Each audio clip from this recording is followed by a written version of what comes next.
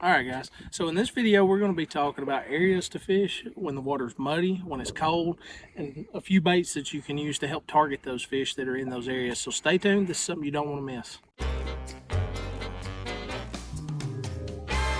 Alright guys, so we're going to be talking about areas and baits that you can use to help target fish in, the muddy cold water. So basically we're up here at a lake, a home lake close to my house, and basically we get up here and the water's muddy. It's pretty windy outside, and when I say muddy, there's only about 1.5 feet visibility, so there's not that good of visibility up here at this lake. So let's go over some of the baits that I would typically use in this situation. Number one that I caught a fish off of today is just a straight up yum dinger. My last video I talked about yum dingers and how I rig them, and today I'm just simply Texas rigging with the peg at the top of the weight. That way when the bait here falls, the weight doesn't drop with it. If you get snagged and stuff, it's a little bit easier to get out of cover and stuff, because we're fishing a lot of areas like you see behind me with the riprap rocks and stuff like that. But with the water being muddy like it is, not super muddy, but it is stained to 1.5 feet visibility. So I'm typically going to use black and blues, Junebugs, a white even, especially if it's on a shad pattern, maybe a bright red to help mimic the crawfish pattern if there is a crawfish pattern. We got up here kind of late, so we hadn't really got to focus on many patterns, but that's one bait that you can use to help maximize your time that you have on the water. The next one, y'all hear me talk about this a lot, Swimbait, the rage tail swimmer. This right here, I specifically use this one because the ribs on the bait is pointed forward. So when it's going through the water, I can barely pull that bait and it's going to get more resistant, so I can slow it down and I still got that action off that tail. Today I'm using the Pro Blue Red. Hadn't had a whole lot of luck off of it, a few bites, but that could be just simply because the fish are being really lethargic today. So it's been a real slow bite. Now, another one that you can use, this is a good one, a good swim bait if you're simply, if you want to do the slow reel, or if you're wanting to kind of jig the bait.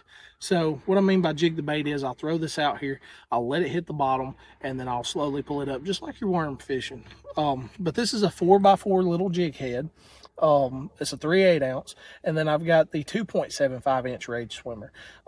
Obviously the Rage Swimmer because of the ribs, but the 3/8 ounce, I can cast the sucker really far, and it gets to the bottom quick, and then I can pick my rod tip up and work it however I want to. So I can target those areas a lot more efficiently with a 3/8 ounce head.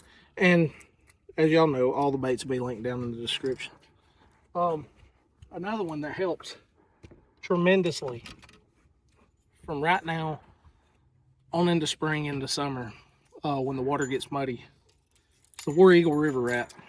Booyah Covert series is about the same. I like the War Eagle specifically simply because it doesn't roll as much and it's a lot slower action this time of year. So the War Eagle River Rat, you've got the orange kicker blade, so when that water's super muddy, it gives them something to target. They can see it a lot better, and you're not going to miss as many fish, because most of the time this blade is going to be running back here, so when they target that blade, they're going to get the hook too. So it makes it a lot easier on the hook sets. But they got several different colors. I usually stick to the white and chartreuse.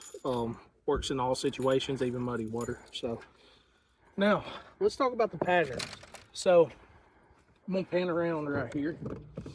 And one of the fish that we caught today specifically come off of a bridged area, but the way that we were fishing and the location we were fishing made a world of difference. So as you can see, this is typically going to be the area that people's going to fish during the winter time. You got riprap, you got big bridge pilings, and then we've got a bridge further on down where there's big bridge pilings. Nothing wrong with that. Typically you're going to catch fish off of it, but we could not get the spotted bass active, so we swapped over to largemouth fishing. So we're using the same pattern, but we're going back up in areas like right behind me where this creek is. It goes up and it's super narrow. There's a small bridge. You have to even just squat down to get under the bridge. It's a very narrow bridge. It's probably about as wide as the pilings behind me, the separation between the pilings. And what that does is that leads to an area to where fish, for them to come out to the main lake, they've got to pass through that bridge, and for them to go back up in the creek, they got to pass through that bridge. So typically you're going to have a small population of fish that's going to live in those areas. The better fish that we caught come off of that area specifically. So what I would do typically, run out of time so we can't, but what I would do typically is go into other areas like that and target those specific fish. Just because I caught a decent fish off that one area, I'm going to go to another area that's similar to that area and see if I catch another decent fish or a better fish. If I do, then I've got a pattern to establish and run around the lake and find. Now, let's say that was a one-off thing and I go to the other place and I don't catch anything. So then I'm going to disband that pattern. When I leave that pattern, I'm mainly going to focus on the areas where the outer bends is. So typically during the summer and stuff, I'm going to fish this area. We've got a point right here, and then we've got the riprap comes back around, it's got another point. Well, this time of year on the outer bends, you're typically going to have better luck because the sun's going to position this way. As it goes down, it's going to get more heat on the rocks and stuff like that. So crawfish and microorganisms and stuff like that, it's going to move up in that area, and then that leads to shad moving up and eating. Crawfish are already up there eating, so the bass is going to move up there and eat. Those typical bends, what I mean is instead of fishing the points that's behind me, I'm going to fish the wide bends in this area because the sun's going to be targeted. The sun's right behind the camera, so it's going to be on that area specifically. So pay attention to algae and stuff this time of year, because the algae and stuff that's going to be on your rocks, your bridge pilings and stuff like that, that's going to indicate that there is other stuff there that's going to eat that, like your shad and other organisms and stuff like that, and then that leads to the bass staying up there. Now, another thing that I kind of wanted to point out, the areas that we fished that had a good bass population where we could not get a bite was simply because of a simple, it's not necessarily a mistake, it's just something you need to pay attention to when you're on the water. So this last bridge that we fished, there was a good population of bass. There was a good bit of spotted bass on that area that I was seeing on the graph, but there was also a huge population of shad. So that can mean one or two things. If there's a huge population of shad, typically the bass do not have to compete to eat. So if they're not competing to eat the food, then they're going to eat and feed at feeding time, and then they're going to go lethargic and suspend out in the open water, which is what we were experiencing earlier. So in areas like that, typically I prefer to move on this time of year specifically. But if you can find a good crawfish pattern, and what I mean by that is if you find a specific color or a specific bait or something like that that's in a crawfish pattern, you can still typically target those fish that are feeding on shad mainly. You'll get a bite here and there. I'm not going to say you're not going to wear them out, but sometimes you will, sometimes you won't. You'll catch a few fish, but it will up your stakes while you're out on the water. So this time of year, make sure you're paying attention to the shad, how many shads in that area compared to bass. Pay attention to whether you need to stay on a crawfish pattern, whether you need to stay on a shad pattern.